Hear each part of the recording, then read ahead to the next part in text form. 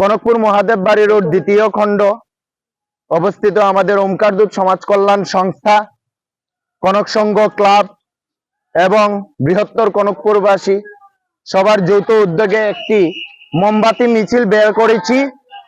পহেলগাম যে সন্ত্রাসবাদী আক্রমণ হয়েছে, এই সন্ত্রাসবাদী আক্রমণের বিরুদ্ধে আমাদের প্রতিবাদ জানাতে আমি ধন্যবাদ জানাই সবাইকে যারা আজকে এই মৌন মিছিলে উপস্থিত হয়েছেন। তৎসঙ্গে আজকের যে কভার করছেন মিডিয়া, ওনাকেও অশেষ ধন্যবাদ। আজকের মেন কথা হচ্ছে যে আমরা এই মিছিলের মাধ্যমে যে সন্ত্রাসবাদী মনোবৃত্তি রাখা যে পার্শ্ববর্তী দেশ এবং দেশের ভিতরে আমাদের যে দুশ্মন আছেন তাদেরকে একটি কড়া বার্তা ওদের কানে পৌঁছে দিতে, যে আমরা আর সহ্য করব না, যা হবার হয়ে গেছে। আমরা আজকের মিছিল সম্পূর্ণ শান্তশিষ্ট ভাবে করে যাচ্ছি, শুধু ভারতের জয় জয়কার করে এই নারাটি দিয়ে।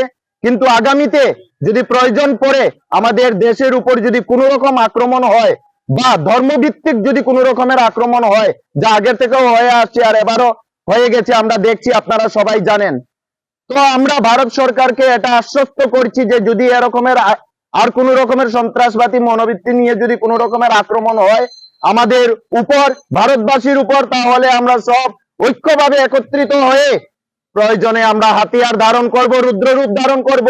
এটা আমাদের ভারত সরকারের কাছে পৌঁছে দিচ্ছি।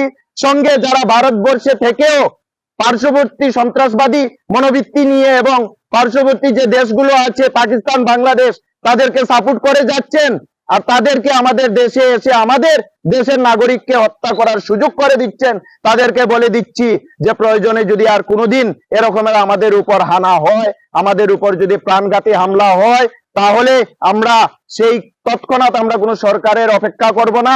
আমরা প্রয়োজনে নিজের সেলফ ডিফেন্সে আমরা হাতিয়ার ধারণ করে আমরা তৎক্ষণাৎ সেখানেই আমরা এটার ফলাফল নিষ্পত্তি করে দেব।